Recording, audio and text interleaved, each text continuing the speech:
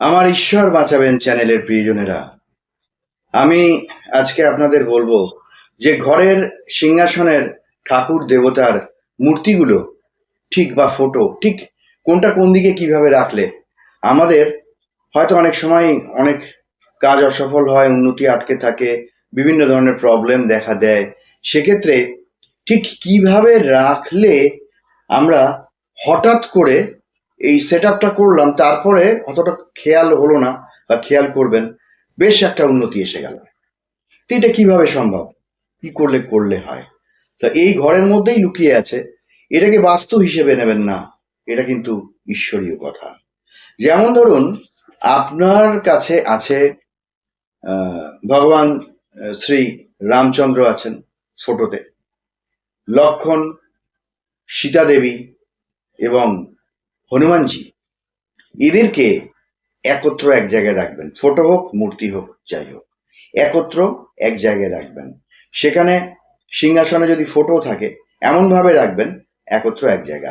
এবার মায়েদের ধরুন, মা দুর্গার আছে, তারপরে মা কালীর আছেন, তারা মায়ের আছেন, মনসা মায়ের আছেন, শীতলা মা আছেন, জগদ্ধাত্রী মা আছেন, মা শারদা আছেন। এই মাদের একটা আলাদা স্থানে রাখবেন। সেটা আলাদা বলতে মানে সম্পূর্ণ বিশাল একটা জায়গা তা না, ওই আপনি যে ছোট্ট পরিসরের মধ্যে সিংহাসন আছে বা আসন পেতেছেন, সেখানে যা যা আছে, এতে কি হয় সেটা বলছি, সেটা বলবো বলেই বসেছি।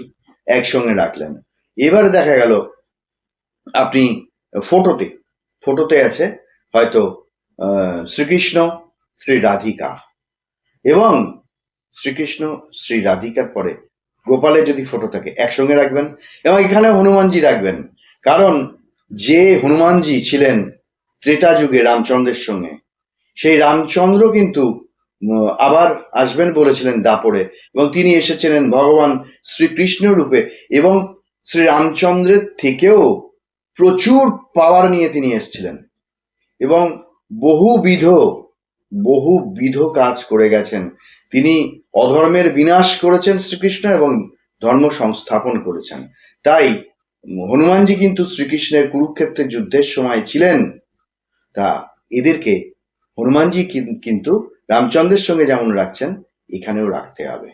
এবারে আমি বলছি যে শিব পার্বতী, দেখুন মূর্তি আর ফটো একই সঙ্গে বলছি। যেমন শ্রীকৃষ্ণ, রাধিকা, হনুমানজি এবং গোপাল, গোপালের যদি ফটো থাকে এক জায়গায় এক জায়গায় রাখুন সারিবদ্ধভাবে। এখানে ধরুন আপনি মহাদেব রাখলেন, মহাদেব, পার্বতী, বা দুর্গা, গণেশ, কার্তিক, এরকম এক জায়গায় রাখলেন, তার পাশেই রাখলেন এটা, তার পাশে রাখলেন এটা, তার পাশে। এই রকম ভাবে আমরা হয়তো এখানে গণেশ আছেন, ওইখানে লক্ষ্মী আছেন, ওইদিকে সরস্বতী আছেন, এরকম ছড়িয়ে ছিটিয়ে রাখি। কিন্তু এদেরকে সবসময় একত্রভাবে রাখতে হবে, কারণ এই ত্রিশক্তি চতুর্শক্তি, মা তো সবই, মা শারদা, মা জগদ্ধাত্রী, তারপরে শীতলা, মনসা, তারপরে আরো যতরা কালী, তারা যা যা নাম বললাম, সমস্ত কিছুই তো মা সন্তোষী, মা মা ধনলক্ষ্মী, সমস্ত কিছুই তো সেই মাতৃরূপ, সেই অন্তিমে এক এক মাতৃরূপ শক্তি। এদেরকে একত্র রাখলেন। এবার আমি একত্র রাখার আর কিছু উদাহরণ, যেমন হচ্ছে যাদের কিন্তু গোপাল আছে, গোপাল যদি থাকেন ঘরে মূর্তিতে, তাহলে সিংহাসনে কোনো গোপালের ছবি রাখবেন না, বা গোপালের দুটো মূর্তি রাখবেন না। নট অনলি গোপাল, যে কোনো দেবদেবীর দুটো ফটো কিন্তু রাখবেন না। এতে তো দেবতাদের আর কি হানি হবে? হানি হবে সংসারের, হানি হবে সেই মানুষটা যে কৃপা প্রার্থী, সে সেটা নিতে পারবে না। এতে কি একটা ক্রস ক্রস হয়, একটা ক্রস কানেকশন মতো হয়, এবং সেটা কেটে যায়। যার জন্য দিনের পর দিন আন্তরিক পুজো টুজো করেও দেখা যাচ্ছে আমাদের বাড়ির দেওয়ালের কোনোখানে হয়তো একটা ফটো আছে, সেটাও গোপাল, আবার সিংহাসনে একটা গোপাল না। শক্তি একটাই, ভিন্ন ভিন্ন করলে কিন্তু সেটা মানুষের ক্ষেত্রে কেটে যায়। যার জন্য উন্নতি কিছুতেই হয় না। এত গোপালকে বলে যায়, এত কৃষ্ণকে, এত মা কালীকে বলে যায়, মা কালীর দুটো তিনটে একই তারা মায়ের দুটো ছবি, বা শ্যামা মায়ের, কালীর দুটো ছবি না, একটা একটা তারা মায়ের একটা রাখুন, মা কালীর অন্য রূপের একটা রাখুন। আর লক্ষ্মীর যদি রাখতে হয়, মা লক্ষ্মী নারায়ণ, থাকলেন। আবার আলাদা করে নারায়ণশিলা থাকলে আবার নারায়ণের ছবি টবি রাখবেন না। তাহলে নারায়ণশিলা, মা লক্ষ্মীর ছোট্ট মূর্তি, সেটা রাখতে পারেন, কাঁচা মাটির মূর্তি বা পাথরের মূর্তি বা যেগুলো ইয়ের হয় এখন ফাইবারের যেগুলো পাওয়া যায় ওই রকম মূর্তি, তাতেও পুজো করুন, কিচ্ছু অসুবিধা হবে না। দুটো লক্ষ্মী, দুটো সরস্বতী আর দুটো একই ধরনের ছবি, এইগুলোতে হয় কি শক্তি নষ্ট হয়, শক্তির ক্ষয় হয়, সংসারে কোনো উন্নতি হয় না এবং ব্যক্তিগতভাবেও সেই মানুষগুলোর কোনো উন্নতি হয় না, উন্নতি আটকে থাকে, থেমে থাকে। তার কারণ হচ্ছে এটাও একটা। আর একটা হচ্ছে বসা নিয়ে, যে দেবদেবীর মুখ কোন দিকে থাকবে আর যিনি দৈনন্দিন পুজো করবেন বা কোনো পুরোহিতই বলুন, যে কেউ, যে কোনো মানুষ, যে দৈনন্দিন ফুল টুল দিয়ে পুজো করছি বা আমি এমনি পুজো করছি, যাই পুজো কর্ম করি, সন্ধ্যা করতেও বসি, কোন দিকে করব, এই যে পুজো করব কোন দিকে, আমার মুখ কোন দিকে থাকবে, যা যিনি পুজো করবেন, যিনি বসবেন, যিনি ঠাকুরকে ফুল দেবেন, পুজো করবেন, তার মুখ থাকবে সর্বদা পূর্ব দিকে বা উত্তর দিকে। এতে খুব ভালো ফল লাভ হয়। যেটা হচ্ছে ঈশান কোণ, উত্তর পূর্ব কোণ, এটা খুব ভালো ফল লাভ হয়। উত্তর কোণ, উত্তর দিকটাকে বলা হয় যে ঈশ্বর দেবদেবীদের স্থান, এবং পূর্ব, এই দুটোই। সেই জন্যে আপনি সূর্য বড় ঠাকুর যারই করুন না কেন, পুজো করুন না কেন, এবং সবচেয়ে ভালো হয় যে এমন যদি কোনো বড় ঠাকুরের মন্দির পান যে যেখানে দাঁড়িয়ে আপনি পূর্ব দিকে দাঁড়িয়ে প্রণাম করতে পারছেন, দেখবেন একটা দুটো দুবার, একবার দুবার সেই বড় ঠাকুরের মন্দিরে মনের কথাটা বলতেই দেখবেন পূরণ হয়ে যাবে। আর বড় ঠাকুরকে একটা ভয় পাওয়ার ব্যাপার আছে, না ও বাবা বড় ঠাকুরের প্রসাদে ঘরে এনো না, এই হবে, ব্যাপারটা কিন্তু তা নয়।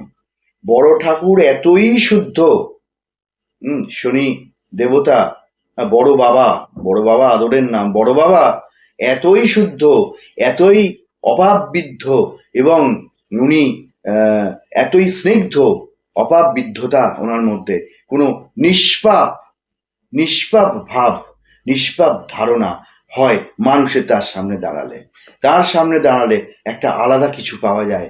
দেখবেন অনেক বাধা, অ্যাক্সিডেন্ট হতে পারে, হয়তো অনেকে গণৎকাররা সঠিক গণনা করবেন বা করলেন, আমি এটাই ধরে নেব যে তারা গণনা করেছেন এরকম হতে পারে। বড় ঠাকুরের মন্দিরে গিয়ে একান্ত ভাবে যদি ওই সর্ষের তেলের প্রদীপ একটু দূরে, যেখানে অগ্নিসংযোগ হওয়ার ভয় থাকে না, একটা সুন্দর ধূপকাঠি জ্বালিয়ে দিলেন প্রত্যেক শনিবার করে, দিয়ে আপনি মনের কথাটা বললেন, সব কেটে যাবে খারাপ। এবং অনেকের যদি অর্থাভাব হয়, যে আমি এই অর্থকর্মটা করলাম, খুব আশা করলাম হলো না, সেটাও গিয়ে বলবেন যে আমার এই যত সমস্ত বাধা টাধা আছে এগুলোখানে তুমি কাটিয়ে দাও। তাই বড় ঠাকুর এতই শুদ্ধ ভাবে করা উচিত তার, যার জন্য তার প্রসাদ নিষ্ঠা ভরে আমরা আহার করব, করে হাত পা টা ধুয়ে তারপরে ঘরের মধ্যে আসবো। এমন নয় তিনি ঘরের মধ্যে ঢুকে পড়লেই একদম যাচ্ছে তাই হয়ে যাবে। আরে আমি যখন যে এখানে নাম করছি, তার নামই তো করছি, তিনি তো আছেন।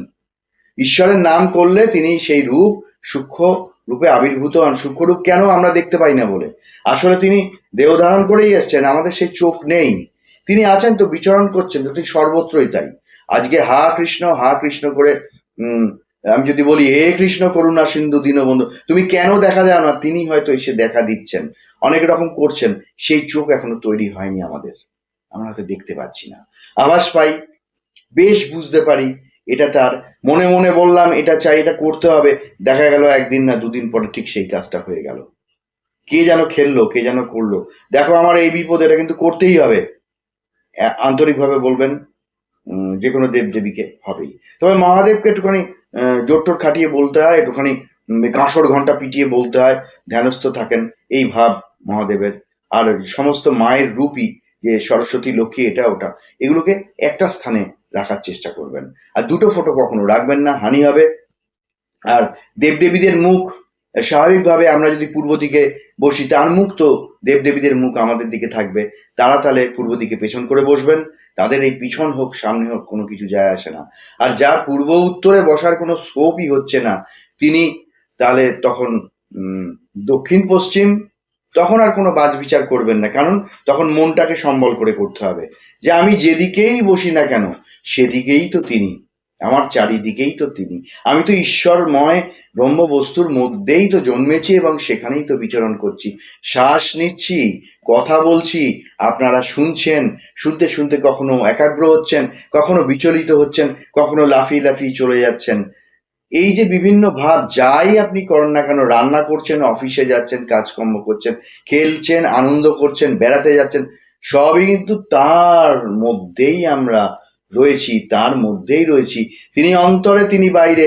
একটা কলসিকে যদি জলে, পুকুরের জলে, নদীর জলে, সমুদ্রের জলের মধ্যে চোবাই, তাহলে সেই কলসির বাইরেও যে জল, সেই কলসির ভেতরেও সে জল।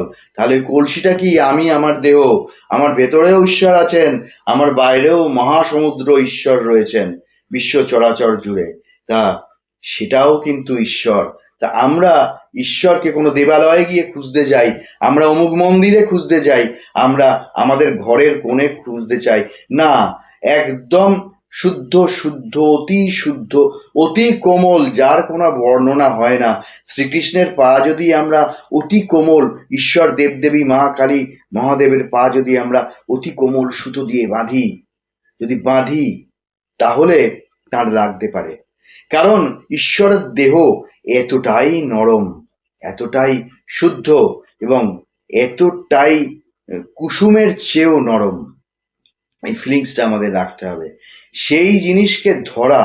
আমি হয়তো কথার দ্বারা আপনাদের বলছি, বোঝানোর চেষ্টা করছি যে ঈশ্বরের রূপ যে কি, সে যারা একটু আধটু আভাস পেয়েছেন তারা বুঝবেন যে আমার এই কথাগুলো তারাও অনুভব করবেন, আর যারা করেননি তারাও হবে। এই কথা শুনতে শুনতে যারা একাগ্র হয়ে যাবেন, ঈশ্বর কিন্তু তাদের কৃপা করবেন।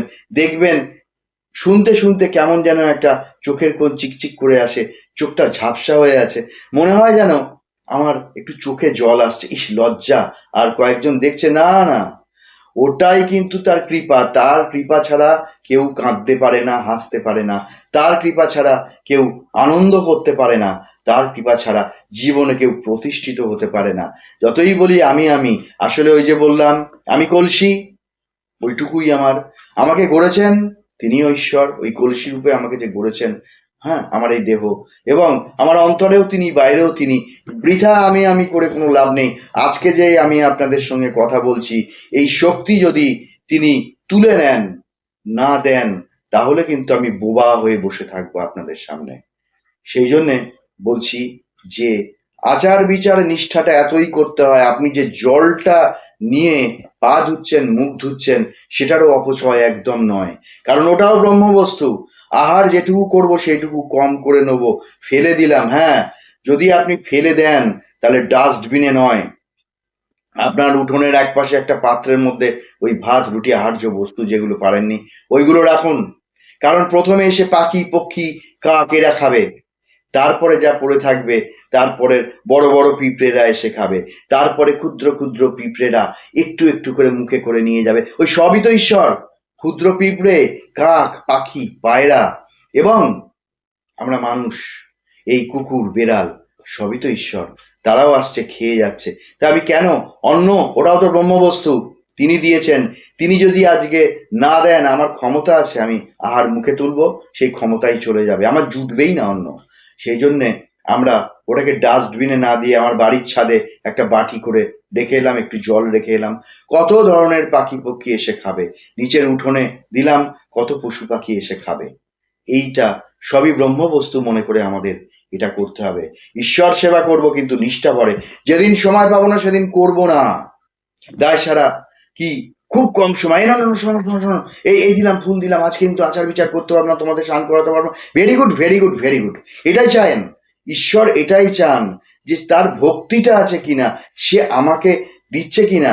হয়তো তার হাতটা বসার সময় পুজো ভালো করে ধুয়ে বসতে সে ভুলে গেছে, কুছ পারোয়া নেই, কিচ্ছু হবে না, এতেই হবে, এতেই পূজা তিনি গ্রহণ করবেন।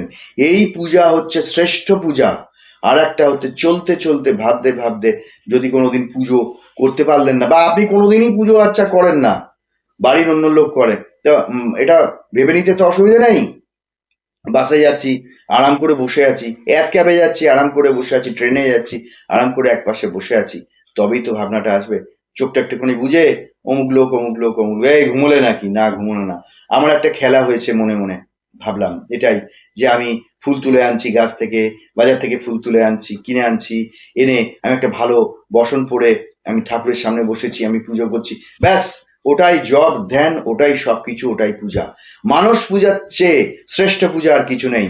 বাহ্যিক পূজা করছেন, করার পরে কিছুক্ষণের জন্য 1 মিনিট 2 মিনিট সময় পেলে, আধ ঘন্টা 15 মিনিট 10 মিনিট সময় পেলে বসবেন, বসে চোখ বুজে শুধু এইটুকুই আপনি করবেন, এক গোছা ফুল আপনি ঈশ্বরের চরণে সব সিংহাসনে ঢেলে দিলেন, লাল নীল হলদে সবুজ যত রকমের ফুল কল্পনার চোখ বুজে আপনি দেখতে পাবেন, অটোমেটিক দেখতে পাবেন, এবং তাদের চরণে গিয়ে গিয়ে পড়ছে, এবং সুন্দর ধূপকাঠি জ্বলছে, তার কি সুন্দর গন্ধ, প্রদীপ জ্বলছে।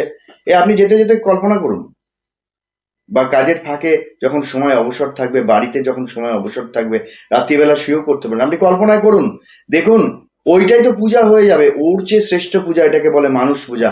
এই জগতে আর কিছু নেই, ধার করে উন্নতি হয়ে যাবে, দারুণ উন্নতি হয়ে যাবে। তা আমার প্রিয়জনেরা, বললে আরো কথা বলা যায়, কিন্তু আপনাদেরও তো একটা সময়ের ব্যাপার আছে, আর সেই জন্যে এখানেই আজকে আমি আমার ভিডিও শেষ করছি। আপনারা সুস্থ ভালো থাকুন, সকলের উন্নতি হোক। নিজের উন্নতি শুধু একা চাইলে হবে না, সকলে ভালো থাকলে তবে নিজের ভালো থাকা। আজকে এই পর্যন্ত, ধন্যবাদ, নমস্কার।